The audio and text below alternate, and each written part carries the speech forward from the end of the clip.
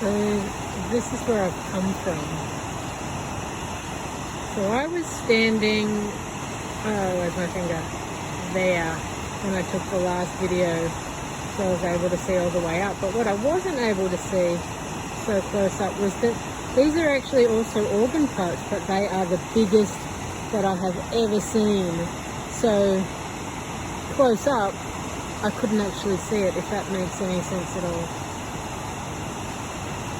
This is one of the most spectacular views I've had so far, and it has absolutely taken my breath away. There are no words to describe how this place makes me feel.